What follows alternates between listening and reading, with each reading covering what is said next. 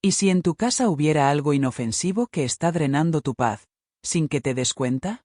No hablo de un ruido raro en la noche, ni de una corriente de aire que se cuela por la ventana. Hablo de ese tipo de mala racha que llega como una ola, discusiones que antes no existían, sueños pesados que se repiten a la misma hora, cansancio sin explicación, ansiedad que aparece de la nada, y una sensación incómoda, silenciosa, como si algo invisible estuviera empujando tu vida hacia el desorden. Tal vez ahora mismo estás pensando, eso suena exagerado. Y te entiendo. Aquí, en Luz y Misterios del Alma, no vamos a jugar con el miedo ni con el sensacionalismo. No vengo a decirte que todo es demoníaco o que cualquier cosa es una maldición. Pero sí vengo a contarte algo que, para muchísimas personas, ha sido demasiado extraño como para ignorarlo. Porque circulan testimonios, y también notas atribuidas a una orden religiosa, que describen un patrón repetido, una coincidencia inquietante. En ciertos hogares, cuando todo empieza a derrumbarse a la vez, siempre aparece un detalle pequeño, casi decorativo. Un objeto. Un regalo. Algo que, a simple vista, parecía inocente, hasta que dejó de serlo. Y antes de que alguien diga esto es superstición, escucha, no te estoy pidiendo que creas ciegamente. Te pido que observes. Que compares. Que uses discernimiento. Porque hay historias donde el sufrimiento dura años, y no se trata solo de mala suerte. Se trata de un inicio exacto, un día específico donde algo entra a la casa, y desde ese momento, todo cambia. Hoy voy a revelarte 3 objetos que, según estos relatos y experiencias, se repiten una y otra vez cuando una familia comienza a sentir que su paz se rompe. Y no es para que entres en pánico ni para que empieces a tirar cosas sin pensar. Es para que despiertes. Para que aprendas a mirar tu hogar, tu energía, tu fe, tu tranquilidad, con ojos nuevos. Porque hay algo que casi nadie te dice. Lo espiritual y lo emocional están conectados. A veces el problema no es lo que ves, sino lo que esa cosa representa. Un vínculo, una intención, un símbolo, un recuerdo cargado, una presencia que alimenta tu ansiedad o tu conflicto interior. Y, en algunos casos, las personas aseguran que cuando retiraron ese ancla, su vida comenzó a respirar de nuevo. Te voy a contar un caso que circula con fuerza en México, contado como relato y compartido por personas que afirman conocer la historia de cerca. Una mujer que pasó décadas sintiendo que su vida era devorada por algo que no podía explicar. Primero fueron los sueños. Luego, la salud. Después, la familia. Y cuando intentó buscar respuestas, la gente le decía que era estrés, depresión, mala actitud, cansancio, pero ella juraba que había una raíz más profunda. Una que no se curaba con solo pensar positivo. ¿Te ha pasado que haces de todo, y aún así algo no se acomoda? Vas al doctor, y no hay un diagnóstico claro. Oras, y sientes alivio un día, pero después vuelves a caer. Hablas con alguien, intentas mejorar, cambias hábitos, y aún así la casa se siente pesada. Como si el hogar, en lugar de abrazarte, te estuviera drenando. Ahora, te hago una pregunta honesta. ¿Hay un objeto en tu casa que te incomoda, pero nunca lo has dicho en voz alta? Puede ser una figura, una máscara, un adorno, un regalo que alguien te dio, y que, por algún motivo, cada vez que lo miras, algo en tu interior se tensa. A veces no es miedo. A veces es rechazo. O tristeza. O una memoria amarga que no se ha sanado.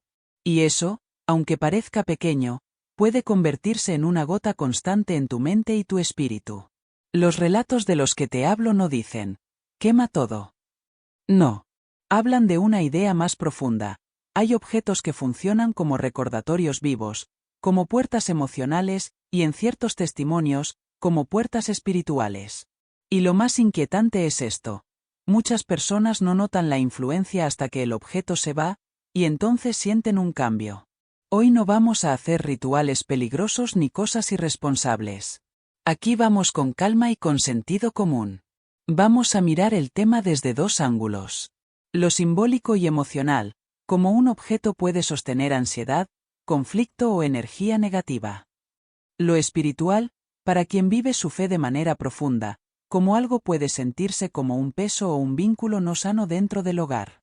Y te lo advierto desde ya, con total claridad, no es morbo. No es para asustarte. Es para ayudarte a recuperar paz. Es para que si estás viviendo algo raro, no te sientas solo, y entiendas que hay pasos simples, prudentes y seguros que pueden ayudarte a limpiar tu ambiente y tu mente. Así que quédate conmigo hasta el final, porque en unos minutos te voy a revelar esos 3 objetos que aparecen con más frecuencia en estos relatos, y te voy a enseñar cómo identificarlos sin caer en paranoia, cómo actuar con serenidad y cómo proteger tu hogar desde la fe, desde la calma y desde el discernimiento. Porque tal vez, solo tal vez, el enemigo más peligroso no es lo que te ataca de frente. Es lo que se camufla como decoración. Como recuerdo. Como regalo. Y entra a tu casa, sonriendo. Respira María, así la llamaremos, vivía en Guadalajara, Jalisco. Tenía 32 años cuando su vida parecía estar, por fin, en orden. No perfecta, porque nadie vive una vida perfecta, pero sí estable. Tenía un esposo trabajador, 3 hijos sanos, y un pequeño negocio de costura que le daba orgullo, independencia y propósito. Era de esas mujeres que se levantan temprano, preparan el día, y aunque estén cansadas, siguen adelante porque sienten que su familia es su misión. En su casa se respiraba rutina. Una rutina sencilla. El sonido de los niños corriendo, el olor del café, el hilo y las agujas en el taller, el dinero justo pero suficiente. María no era rica, pero se sentía bendecida. Y, sobre todo, tenía paz. Esa paz que no se compra, esa paz que se nota cuando llegas a una casa y sientes que puedes respirar. Hasta que llegó marzo de 1990. María recordaba ese mes como un punto de quiebre. No porque sucediera una tragedia grande de golpe. No. Lo inquietante fue que todo empezó con detalles pequeños. Cosas que, al principio, cualquiera habría explicado con es una etapa, son nervios, es el estrés. Pero luego esos detalles se conectaron como piezas de un rompecabezas oscuro. Primero fue su hijo menor, Ricardo, que tenía 7 años. Un niño alegre, inquieto, de esos que se duermen en 5 minutos. De pronto empezó a despertarse llorando en la madrugada. Pesadillas. Al principio una vez por semana. Luego cada 2 noches. Luego casi diario. Y no eran sueños feos normales. María decía que su hijo se despertaba empapado de sudor, temblando, mirando la esquina del cuarto como si hubiera algo ahí. Y lo que más la marcó fue esto.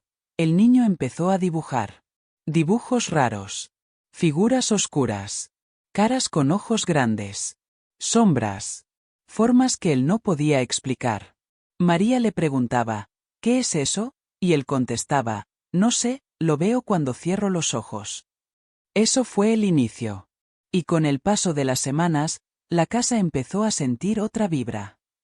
No es fácil describirlo, pero quien lo ha vivido lo entiende. Era como si el aire se volviera más pesado. Como si los silencios duraran demasiado. Como si el ánimo se apagara sin razón.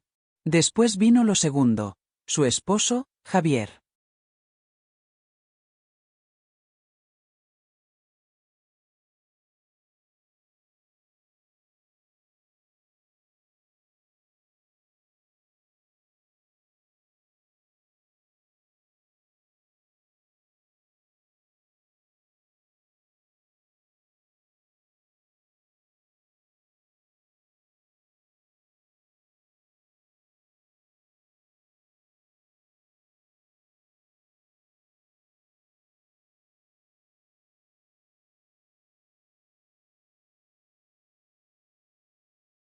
Un hombre que llevaba años siendo constante.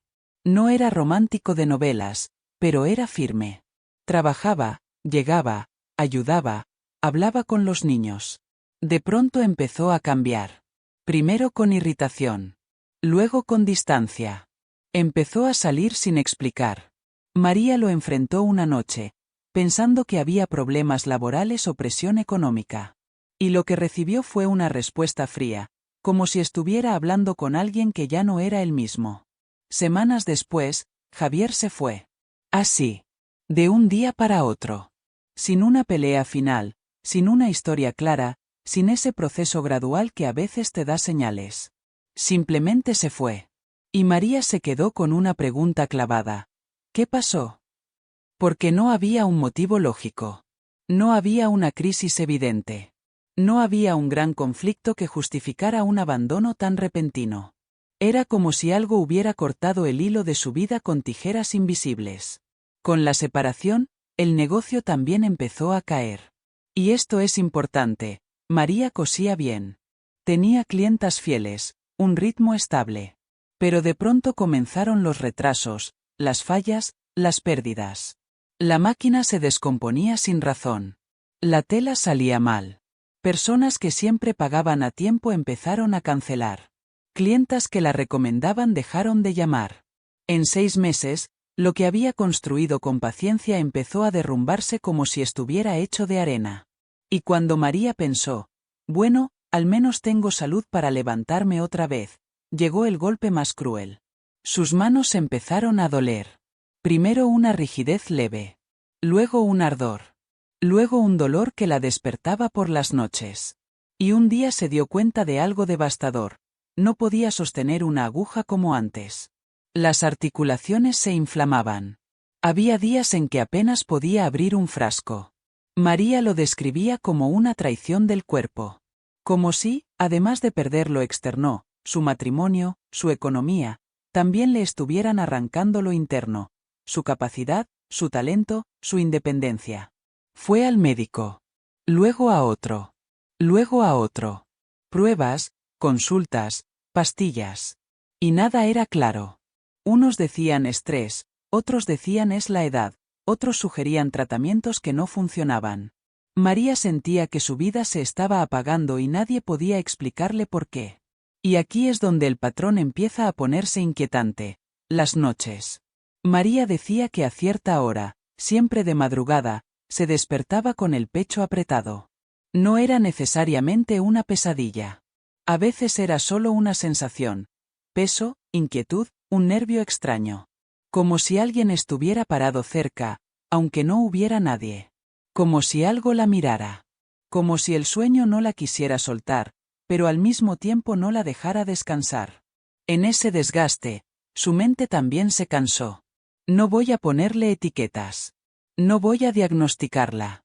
Solo voy a narrar lo que ella contaba. Pensamientos oscuros, desesperanza, ganas de rendirse. Había días en que sentía que su vida ya no era suya. Que algo la empujaba a un lugar donde todo era tristeza. Y lo peor era la incomprensión. Su familia decía estás exagerando. Algunos vecinos decían estás loca. Y María solo repetía, yo sé que algo cambió, y no sé qué fue. Buscó ayuda espiritual. Oró. Hizo promesas. Fue a iglesias. Intentó aferrarse a la fe como quien se agarra a una tabla en medio de un naufragio. Pero el tiempo pasaba, y el dolor se acumulaba. Hasta que, muchos años después, cuando María ya estaba cansada, flaca, agotada, cuando sentía que no podía con un día más, una pregunta la golpeó por dentro, una pregunta que nunca se había permitido mirar de frente. ¿Qué cambió exactamente en mi casa cuando todo empezó? Y entonces lo recordó. Un detalle que parecía pequeño. Un objeto. Un adorno. Un regalo para la sala. Y ahí, justo ahí, comienza el misterio que vamos a abrir en el siguiente punto. María llevaba tanto tiempo resistiendo, que ya no sabía si lo que le quedaba era fe, o simple costumbre. A veces rezaba sin sentir nada. Otras veces ni siquiera podía pronunciar una oración completa, como si las palabras se le quedaran pegadas en la garganta. Había días en los que su cuerpo estaba ahí, pero su ánimo no. Y cuando una persona llega a ese punto, lo más doloroso no es solo el sufrimiento, es la sensación de que nadie te cree. Fue en ese estado, agotada, frágil, con la mirada perdida, cuando ocurrió el encuentro que, según el relato, lo cambió todo. Dicen que fue en una visita al hospital, en una tarde común. Una de esas tardes en las que el sol pega igual que siempre, la gente camina con prisa, y el mundo no se detiene aunque tú sientas que te estás rompiendo por dentro. María estaba sentada, casi encogida, con esa mezcla de tristeza y resignación de quien ya no espera milagros. Entonces entró una religiosa. No llegó haciendo escándalo. No llegó dramática. No llegó gritando. Al contrario, entró con paso tranquilo, como quien no viene a pelear, sino a acompañar. Tenía el rostro sereno y una mirada firme, de esas miradas que no juzgan, pero tampoco se dejan engañar. Se llamaba, según se cuenta, hermana Beatriz. La hermana Beatriz se detuvo un segundo en la puerta, como si escuchara algo que los demás no podían escuchar. Cerró los ojos, movió los labios en una oración muy breve, casi silenciosa, y luego se acercó sin miedo. ¿Desde cuándo comenzó todo esto, hija?, le preguntó con una voz suave, pero directa. María tardó en responder. Como si la pregunta la obligara a volver a tocar un lugar donde dolía demasiado.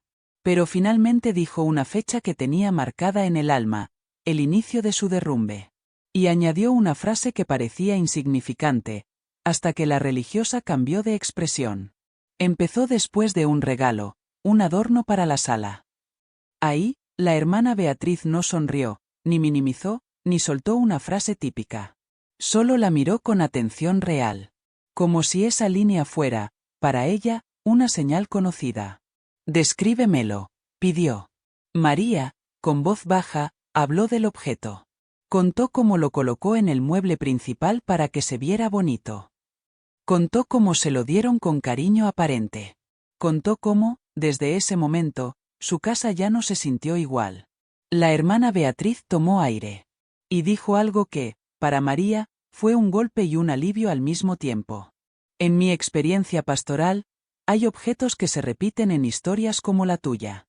No porque sean mágicos por sí mismos, sino porque pueden convertirse en símbolos, vínculos, cargas, y a veces, puertas.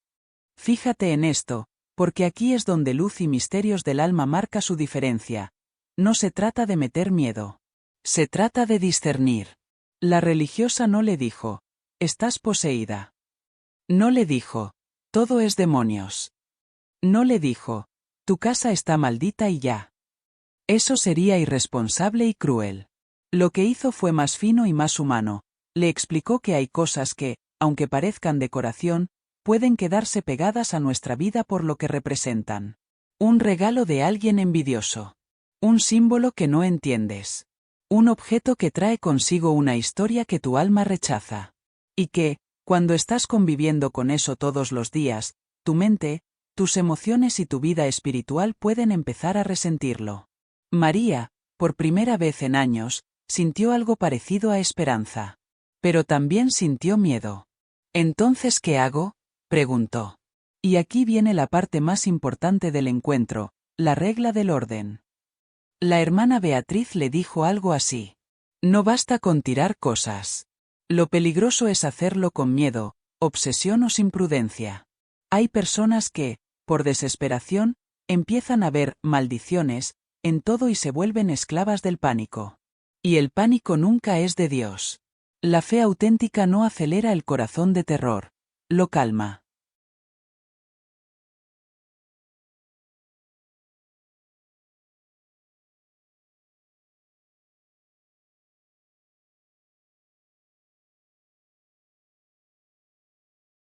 Esa frase es clave. Porque mucha gente, cuando escucha relatos como este, cae en extremos, o se burla de todo, o se obsesiona con todo. Y ambos extremos lastiman. El discernimiento es el camino medio, observar, evaluar, actuar con serenidad. La hermana Beatriz no le vendió una solución rápida ni le prometió espectáculo. Le habló de pasos sencillos, con cabeza fría. Le explicó que, antes de tocar cualquier cosa, era necesario ordenar el corazón. Porque si haces cambios desde la rabia, desde el odio o desde el miedo, solo alimentas la angustia.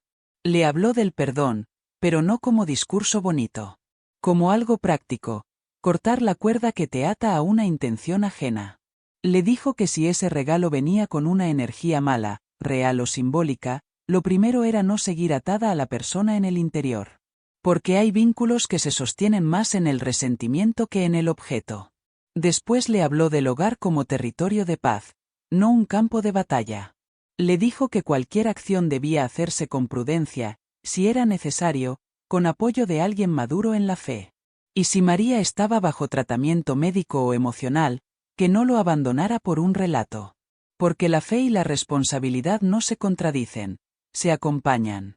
Y antes de irse, la hermana Beatriz le dejó una idea final, como una semilla. Si hay un objeto que te roba paz, no lo adores, no lo temas, no te obsesiones, retíralo con calma. Ora. Respira. Y observa lo que cambia en ti y en tu casa. A veces, la liberación empieza cuando dejas de convivir con lo que te inquieta. Esa noche, María no vio luces ni escuchó truenos. No fue una película. Fue algo más íntimo. Por primera vez en mucho tiempo, sintió que alguien la tomaba en serio sin destruirla con miedo. Y ahí queda el suspenso. Porque si esa religiosa tenía razón, si ciertos objetos se repiten como patrón, entonces la pregunta no es solo ¿qué era ese regalo? La pregunta es, ¿cuántas casas hoy tienen algo parecido, sin darse cuenta? Rodrigo Martínez, según el testimonio que circula, no era un hombre místico. No era de los que hablan de energías todo el día, ni de los que ven señales en cada sombra. Era contador en Monterrey, Nuevo León. Ordenado, práctico, racional. De esos que creen en números, en horarios, en lógica. Si algo no se puede medir, normalmente no le daba demasiada importancia. Y eso es precisamente lo que hace su historia tan inquietante.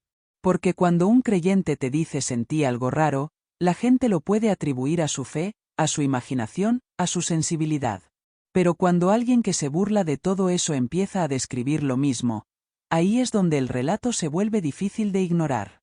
En julio de 2020, Rodrigo tenía una vida que, en papel, se veía bien.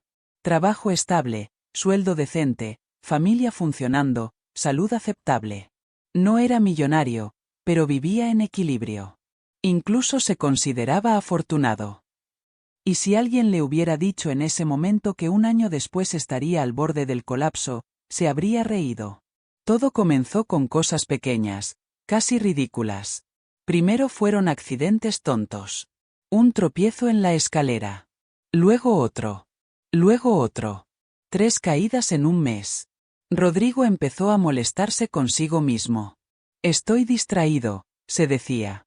Estoy cansado. Pero la racha siguió.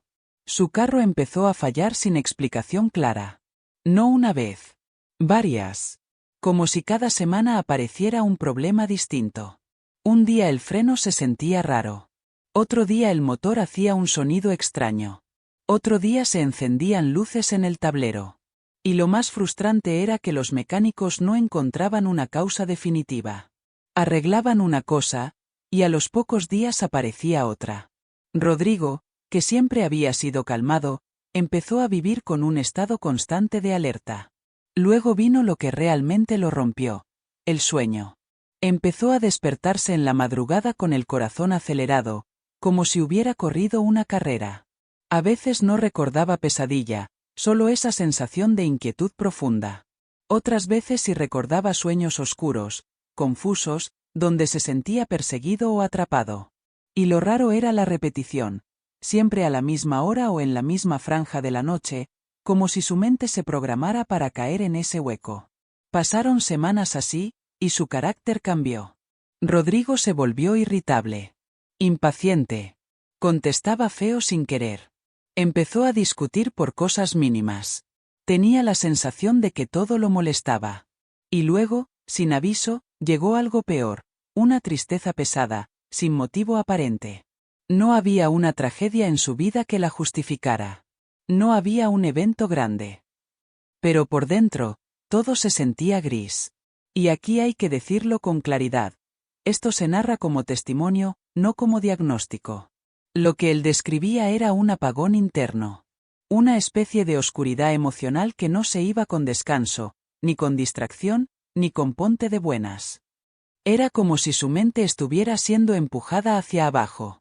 Y lo más fuerte, por primera vez en su vida, según cuenta el relato, Rodrigo llegó a pensar en rendirse.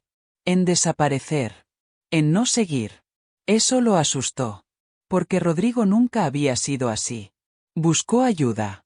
Habló con médicos, probó tratamientos, intentó rutinas. Gastó dinero, tiempo, energía. Y aún así, sentía que algo no encajaba. Era como si estuviera atacando la superficie, pero la raíz no se tocaba. Y entonces ocurre el giro de la historia. No fue Rodrigo quien lo descubrió. Fue su madre. Doña Ernestina, así la mencionan, era de las personas que observan lo invisible, no porque vean fantasmas, sino porque conocen a sus hijos. Ella notaba que Rodrigo ya no era Rodrigo. Notaba su cara distinta, su mirada perdida, su cansancio sin descanso. Un día, buscando unas cosas viejas en casa, como hacen las madres, encontró un objeto antiguo, guardado desde hacía años. Un regalo. Algo que en su momento parecía una cortesía, un detalle sin importancia. Rodrigo ni lo recordaba. Estaba guardado con otras cosas, como esas cosas que uno guarda por compromiso y luego olvida. Doña Ernestina lo sacó, lo miró, y le dio una mala espina. No porque el objeto tuviera cuernos ni se viera tenebroso, no. A veces lo inquietante no es la apariencia, sino lo que te provoca.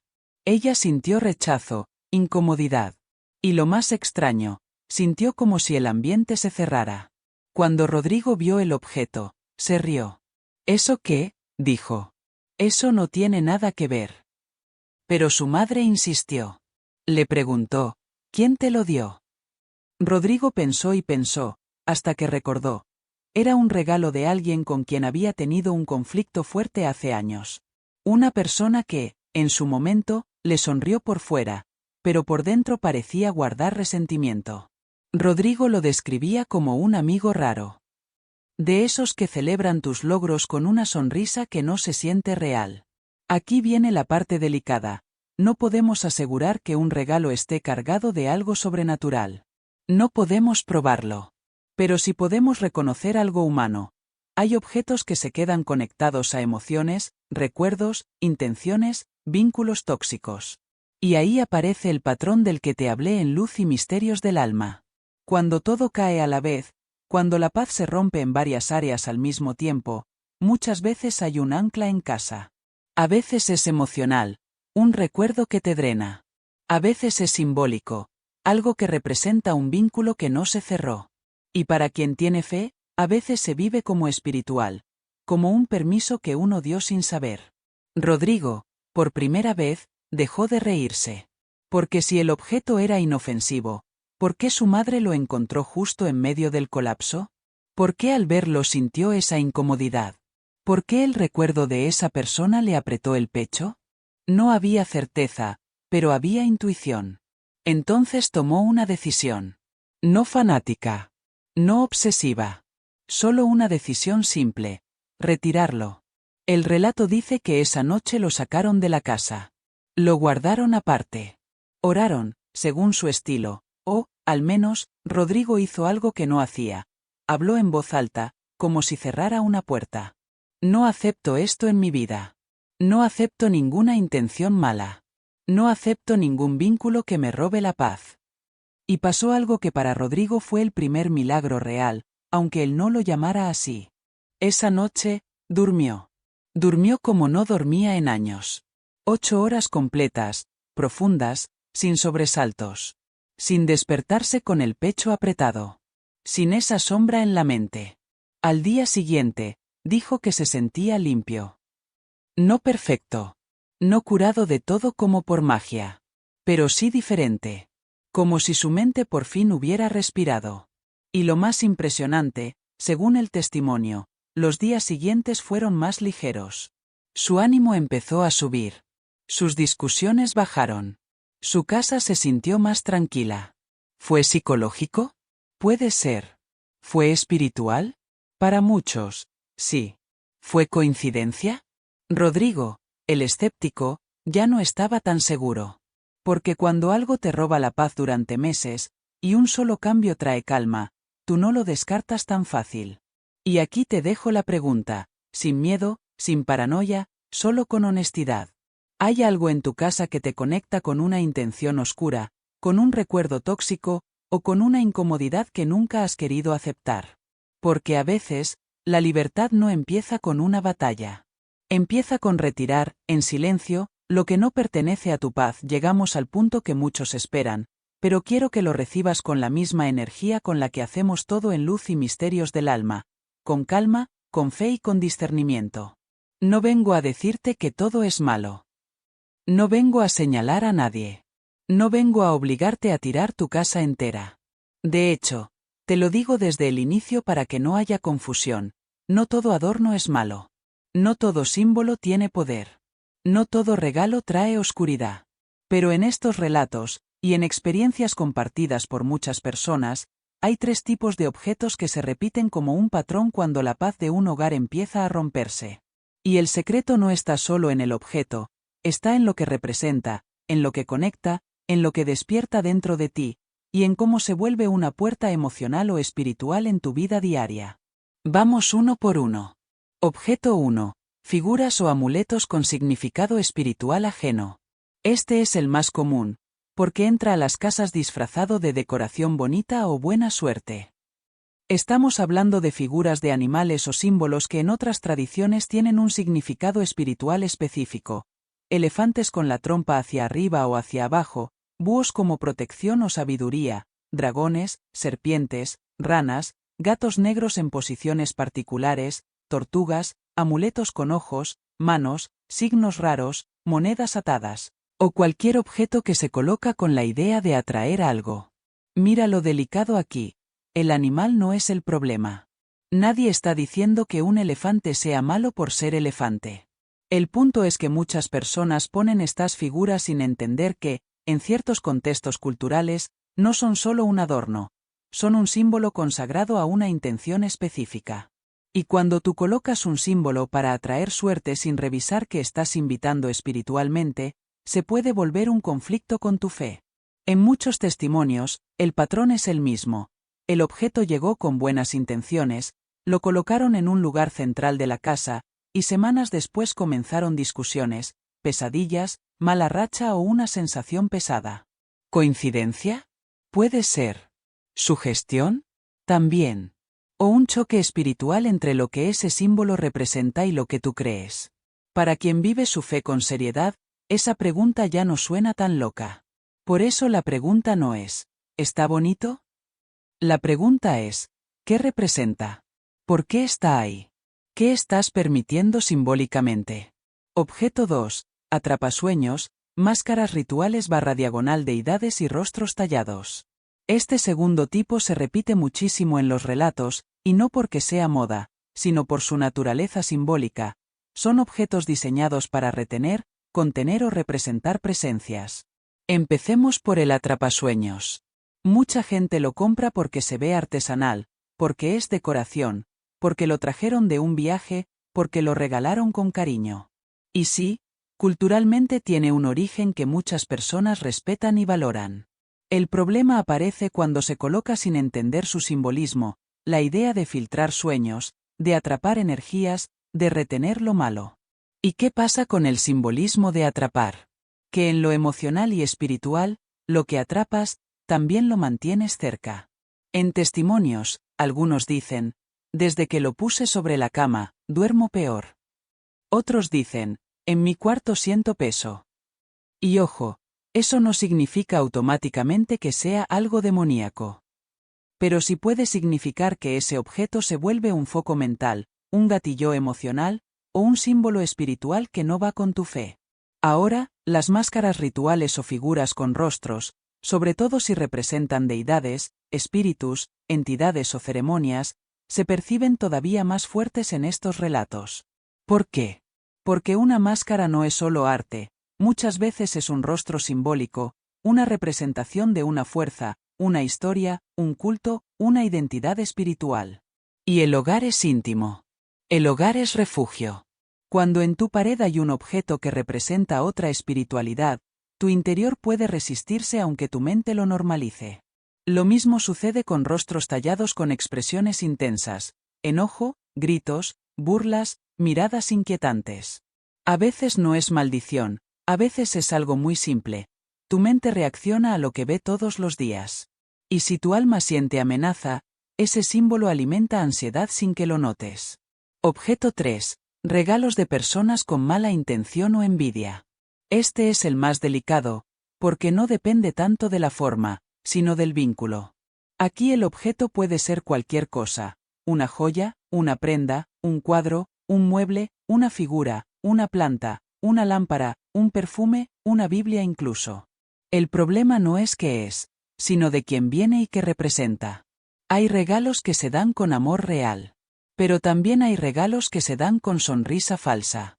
En estos relatos, muchas personas dicen que su caída empezó cuando aceptaron algo de alguien con envidia, resentimiento, rivalidad o mala intención. A veces no lo sabían en el momento. A veces lo entendieron años después. Y el objeto se quedó en casa como si fuera normal, pero en lo profundo se sentía como un hilo invisible con esa persona y esa historia. Y si lo miras desde el lado emocional, esto tiene muchísimo sentido. Un objeto puede ser un recordatorio constante de una herida. Un vínculo puede seguir activo si no se ha cerrado. Y la casa se convierte en un museo de cargas que tu alma nunca soltó. Para quien tiene fe, además, entra otro nivel: la intención importa. La intención crea atmósfera. La intención deja marca. No porque el objeto sea mágico, sino porque lo que aceptas simbólicamente puede abrir puertas en tu vida interior. La verdad central. Te lo repito con el corazón: no todo adorno es malo. Lo que importa es qué representa para ti, qué despierta en tu interior. Si te roba paz o te la sostiene. Si está alineado con tu fe. Si está conectado a un vínculo que te hace daño. Y aquí va el ejercicio más simple y poderoso. Mira tu casa con honestidad. Si hay algo que te incomoda, te pesa, te inquieta o te conecta con oscuridad emocional, no te obsesiones, no te asustes. Solo reconócelo. Porque a veces, la paz no llega cuando agregas cosas. Llega cuando retiras lo que nunca debió estar ahí. Y en el siguiente punto te voy a explicar por qué muchas personas no ven cambios aunque retiren objetos. Los 3 bloqueos que frenan la liberación interior y espiritual. Ahora viene una parte que casi nadie quiere escuchar, pero es la más importante. Porque muchas personas identifican objetos, los retiran, hacen cambios, oran, intentan limpiar su casa, y aún así dicen: sentí alivio un día, pero después volvió. O no pasó nada. Me desesperé, y terminé peor. Y aquí, en Luz y Misterios del Alma, no vamos a venderte fantasías. Si vamos a hablar de liberación interior y espiritual, tenemos que hablar también de los bloqueos. No para culparte, sino para darte claridad. Porque a veces el problema no es el objeto, es lo que sigue atado detrás del objeto. En los relatos y experiencias compartidas, hay 3 bloqueos principales que frenan el cambio. Y si los entiendes, vas a dejar de actuar con ansiedad y vas a empezar a actuar con verdad. Bloqueo 1. Rencor no resuelto. Este es el más silencioso, y el más pesado. Muchas personas creen que perdonar significa decir: está bien lo que me hiciste. No. Perdonar no es justificar. Perdonar es soltar. El rencor es como cargar una piedra en el pecho. Te roba energía, te nubla la mente, te vuelve reactivo. Y lo más duro, te mantiene conectado a la persona que te dañó. No por amor, sino por una cuerda invisible hecha de enojo. En muchos testimonios, cuando alguien retira un regalo o un objeto que le trae mala vibra, pero sigue guardando odio hacia quien se lo dio, el vínculo emocional continúa. Como si hubieras sacado el clavo, pero dejaste la cuerda amarrada. Y aquí viene la verdad que libera. Perdonar no es un premio para el otro. Es un rescate para ti. Tú perdonas para salir de la cárcel emocional. Tú perdonas para recuperar tu paz. Tú perdonas para que esa persona no tenga un cuarto rentado en tu mente. ¿Significa que tienes que volver a confiar? No. ¿Significa que tienes que volver a hablarle? No necesariamente. Perdonar no es reconciliarse. Perdonar es cortar el veneno. Y te doy una señal simple para saber si el rencor sigue activo. Si al recordar a esa persona sientes el cuerpo tensarse, la cara calentarse, la mente llenarse de frases que te lastiman, entonces todavía hay una parte de ti atada. Orar por perdón no es debilidad. Es fuerza. Bloqueo 2. Duda paralizante. ¿Y si estoy exagerando? Este bloqueo es un disfraz muy inteligente. Porque no se presenta como miedo. Se presenta como yo soy racional. Se presenta como tal vez estoy exagerando. Se presenta como seguro es mi imaginación. Y ojo, a veces sí. A veces nuestra mente se sugestionan. A veces el estrés crea síntomas reales. Por eso este canal no promueve paranoia. Pero también es cierto que la duda puede volverse una prisión, porque te deja en un punto muerto. Ni crees, ni actúas, ni sueltas. La duda paralizante hace esto. Te hace pensar demasiado. Te hace postergar decisiones. Te hace buscar pruebas perfectas. Y mientras tanto, sigues conviviendo con lo que te inquieta. Entonces, ¿cuál es el enfoque correcto? Prudencia y oración y apoyo espiritual. Prudencia significa, no te obsesiones, no conviertas tu vida en una cacería de sombras. Solo observa honestamente. Si algo te roba paz, retíralo con calma. Si algo te conecta con una intención mala o un vínculo tóxico, sepáralo. Oración significa, no actúes desde el control, actúa desde la entrega. No desde el pánico, sino desde la confianza. La oración verdadera no es gritarle al miedo, es bajar el ruido interior para que tu alma se ordene. Apoyo espiritual significa, si tú eres creyente y esto te pesa, habla con alguien maduro en la fe. Un guía espiritual. Un sacerdote. Alguien que no te asuste, pero que tampoco te minimice. Porque hay batallas que no se ganan solo con la mente, se ganan con acompañamiento. La duda no es mala si te lleva a discernir. La duda es peligrosa cuando te deja inmóvil. Bloqueo 3. Expectativas irreales. Todo inmediato vs nada cambia. Este bloqueo destruye a mucha gente porque los pone en extremos. Un extremo es, todo tiene que cambiar hoy. El otro extremo es, nada va a cambiar, da igual lo que haga. Ambos extremos te roban paz. La realidad, según muchos relatos, es que el proceso suele tener fases. Primera fase, paz mental y emocional. La mayoría de las personas reporta que lo primero que cambia es el ambiente interno. Duermen mejor, sienten menos peso, se sienten más tranquilos, menos irritables. No porque todo se resolvió, sino porque se quitó un foco de tensión. Segunda fase, claridad y orden. Cuando la mente se calma, empiezas a pensar mejor. Tomas mejores decisiones. Te vuelves más firme. Y eso impacta todo, relaciones, trabajo, hábitos. Tercera fase, manifestaciones externas. A veces, los cambios en dinero, salud o relaciones toman más tiempo. Porque no todo depende de un objeto, también depende de hábitos, tratamientos, comunicación, responsabilidades y el proceso natural de la vida. El error es querer controlar los tiempos. Si esperas fuegos artificiales y no los ves, te desanimas. Si esperas nada, no reconoces las señales de mejora. La meta no es espectáculo. La meta es paz. Cierre de este punto. Así que si alguna vez intentaste hacer cambios y no viste resultados, no te condenes. Pregúntate con calma. ¿Sigo cargando rencor? ¿Estoy paralizado por la duda? ¿Estoy exigiendo un resultado inmediato o negando cualquier progreso? Porque cuando esos tres bloqueos se rompen, lo que viene después no es miedo. Lo que viene después es algo poderoso. Claridad, autoridad interior y paz real en el hogar ahora sí. Llegamos a la parte práctica. Y aquí quiero ser muy claro, porque este canal es luz y misterios del alma, no pánico y obsesión del alma.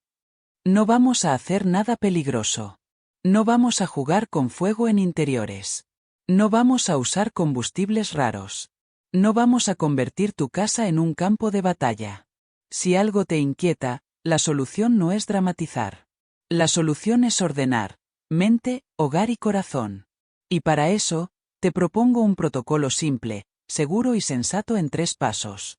Sirve tanto para quien lo vive desde la fe, como para quien lo vive desde lo emocional. Respira. Hazlo con calma. Sin miedo. Sin obsesión. Paso 1. Identificar, recorrido consciente por tu hogar. Este paso es más poderoso de lo que parece. Porque la mayoría de la gente vive en automático. Entra, sale, se acostumbra a todo, y deja de notar lo que le pesa. Hoy vas a caminar por tu casa con ojos nuevos. No corriendo. No con nervios. Con serenidad. Toma una libreta o el bloc de notas del celular y haz un recorrido por cada espacio. Sala, cocina, pasillos, recámaras, closet, oficina, baño, incluso bodegas o cajas guardadas. Mientras caminas, pregúntate algo muy simple. ¿Hay algún objeto aquí que me incomode, me tense o me quite paz? No tienes que inventar nada. Solo observa tu reacción interior. Hay señales muy comunes. Sientes rechazo al verlo. Te viene una memoria fea. Te dan ganas de evitar mirarlo. Algo en tu cuerpo se tensa sin razón. Te acuerdas de quién te lo dio y no te cae bien. Lo tienes por compromiso y no por amor. Te lo regalaron en un momento de conflicto. Lo pusiste para atraer suerte pero nunca te dio paz. Y aquí algo importante, no te obsesiones con si es malo o no. Solo anótalo si te pesa. A veces el alma reconoce antes que la mente. En esta lista suelen aparecer figuras con significado espiritual ajeno, amuletos, símbolos de suerte. Atrapasueños, máscaras, rostros tallados con energía intensa. Regalos de personas que te hicieron daño, te envidiaban o te marcaron.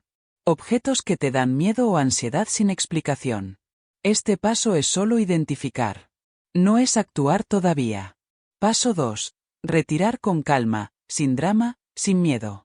Ahora que ya tienes tu lista, el segundo paso es igual de sencillo, retirar. Pero retirar con calma significa esto. No te aceleres. No grites. No conviertas esto en una guerra. No entres en pánico. No lo hagas cuando estás emocionalmente fuera de control. Elige un momento tranquilo del día. Si puedes, pon una luz cálida, respira profundo, y empieza por 1 o 2 objetos, no por 20. Porque la paz se construye con pasos firmes, no con impulsos. ¿Cómo retirarlos? Colócalos en una bolsa resistente o una caja. Si te incomoda tocarlos, usa un trapo o guantes, no por miedo supersticioso, sino por comodidad emocional. Llévalos a un lugar fuera de la sala principal y fuera del dormitorio. Por ejemplo, una bodega, un closet externo, un cajón en una zona de paso, o incluso el maletero del auto por unas horas si es seguro. La idea es simple, que no estén reinando en tu espacio de descanso ni en el centro del hogar. Y mientras lo haces, si eres creyente, puedes decir una oración corta, sin dramatismo. Algo así. Señor, renuncio a todo lo que me robe la paz. Que mi hogar sea un lugar de luz, amor y protección. Amén. Eso es suficiente. No necesitas palabras complicadas. No necesitas rituales. Necesitas intención clara y corazón tranquilo. Luego observa, ¿cómo se siente el ambiente? ¿Cómo te sientes tú? A veces el primer cambio es interno, menos tensión, menos peso, más calma. Paso 3. Disposición segura, donar, desechar o destruir con responsabilidad. Este paso es donde mucha gente se equivoca, porque se acelera. La disposición debe ser segura, legal y responsable. Opciones sensatas. 1. Donar, solo si no es problemático. Si el objeto es simplemente decorativo y no te genera ya nada, podrías donarlo. Pero ojo, si para ti está cargado de dolor, de mala intención o de una historia que no quieres prolongar, entonces mejor no lo dones. Donar no significa transferir carga emocional a otra persona. 2. Desechar responsablemente. Si no quieres conservarlo, deséchalo como corresponde, basura según el material, reciclaje si aplica, sin hacer show. 3. Destruir, solo si es necesario y con seguridad. Si decides destruir algo, hazlo de forma segura. Nunca en interiores. Nunca con combustibles peligrosos. Nunca si no tienes un espacio legal y seguro. Nunca poniendo en riesgo a tu familia o vecinos. Puedes romperlo si es cerámica o madera, con cuidado, o desecharlo por partes, o usar métodos seguros que no pongan en peligro tu hogar. Lo importante aquí no es hacer un espectáculo, es cerrar un ciclo. Recomendación final, muy importante. Si eres creyente, y sientes que esto toca algo profundo, lo más sabio es hablar con un guía espiritual confiable.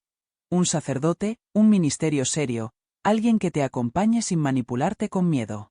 Y si hay ansiedad fuerte, insomnio severo, depresión profunda o pensamientos oscuros, por favor escucha esto con amor. Busca ayuda profesional también. Ir a terapia o al médico no contradice la fe. La fe no está peleada con la salud mental. A veces tu alma necesita oración, y tu mente necesita apoyo clínico, y tu cuerpo necesita descanso. Todo junto puede sanar mejor. Cierre. Este protocolo no se trata de eliminar cosas. Se trata de recuperar territorio interior. Tu casa debe ser refugio. Tu mente debe respirar. Y tu espíritu debe estar en paz. En el siguiente punto, vamos a cerrar con un llamado fuerte pero luminoso. Cómo sostener esa paz, cómo crear un hogar protegido y qué declaración simple puedes hacer cada día para no volver al mismo ciclo. Ahora quiero que respires conmigo un segundo, y te hagas un favor. Cierra los ojos por un momento e imagina esto. Imagina tu casa dentro de 30 días, pero no una casa distinta por muebles nuevos o por dinero. Una casa distinta por algo que vale mucho más. Paz. Imagina que llegas por la noche y el ambiente se siente ligero. Que ya no hay esa tensión en el pecho. Que tu mente no está en guerra. Que el sueño vuelve a ser descanso y no un campo de batalla. Imagina dormir profundo, sin sobresaltos, sin despertar con angustia, sin esa sensación de estar cargando algo. Imagina despertar con claridad. Con una mente más limpia. Con paciencia para tu familia. Con menos discusiones por cosas pequeñas. Con el hogar sintiéndose otra vez como hogar. Y ahora imagina algo todavía más fuerte. Que esa paz no depende de suerte, ni de una coincidencia, ni de un milagro espectacular, sino de decisiones simples, valientes y conscientes. Porque la paz no siempre llega cuando añades. A veces llega cuando retiras. Retiras lo que no te representa. Retiras lo que te pesa. Retiras lo que te conecta con una historia que te rompe. Retiras lo que tu alma rechaza aunque tu mente lo haya normalizado. Y sí, lo voy a decir con todo el amor del mundo. Tu hogar merece ser territorio de luz. Y tú también. Por eso, hoy no quiero dejarte solo con una historia bonita. Quiero dejarte con un paso concreto. Un paso que puedas hacer sin miedo, sin pánico y sin obsesión. Reto de 24 horas. Te desafío, con calma, con respeto, a que en las próximas 24 horas hagas algo simple. Identifica un solo objeto que te roba paz, y retíralo hoy. Solo uno. No 20. No todo el closet. No una limpieza desesperada. Solo uno.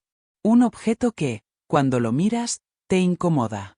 Un objeto que te conecta con una persona que te hizo daño.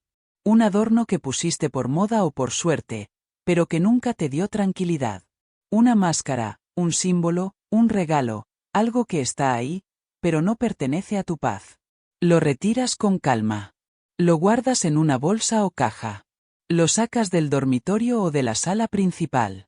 Y luego observas tu corazón y tu casa. A veces, el primer cambio es imperceptible. Pero muchas veces, el primer cambio es inmediato. El ambiente se siente más respirable. Como si el hogar dejara de apretar el pecho. Y escucha esto, no tienes que demostrarle nada a nadie. Esto es para ti. Para tu casa. Para tu mente. Para tu fe. Y ahora quiero leerte en comentarios. Si este mensaje tocó algo en ti, escribe en los comentarios una frase corta, una frase que sea una declaración de intención. Puedes escribir: paz en mi hogar. Así, sencillo. No necesitas contar tu historia completa si no quieres.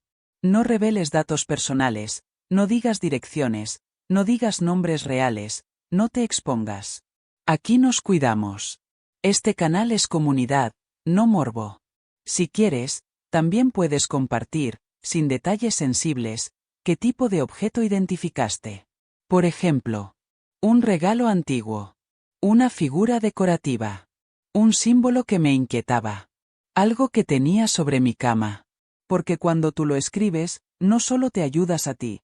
Le abres los ojos a alguien más que lleva meses o años sintiéndose solo, pensando que está exagerando, pensando que nadie entiende. A veces, Tu comentario es una lámpara en el camino de otro. Suscríbete. Este es el propósito de Luz y Misterios del Alma.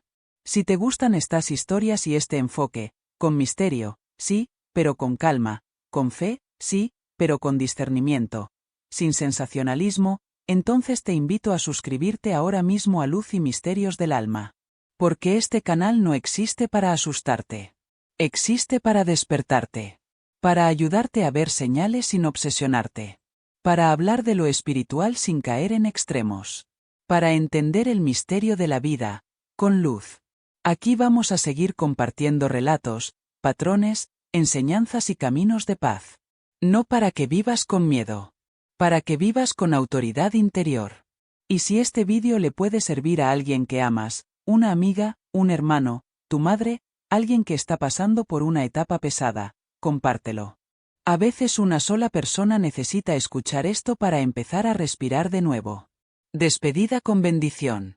Y antes de irme, quiero dejarte una bendición sencilla, desde el corazón, como se hace en este canal. Que tu casa sea un refugio. Que tu mente encuentre descanso. Que tus noches vuelvan a ser paz. Que tu fe se fortalezca sin miedo. Que todo lo que no te pertenece se retire con serenidad. Y que la luz, la verdadera luz, habite en tu hogar. Hoy no estás aquí por casualidad. Si este vídeo llegó a ti, tómalo como una invitación a ordenar tu vida por dentro y por fuera, con amor, con valentía y con calma. Soy tu voz en Luz y Misterios del Alma. Y recuerda esto, la paz no se suplica desde el pánico. La paz se construye desde la verdad. Nos vemos en el próximo vídeo.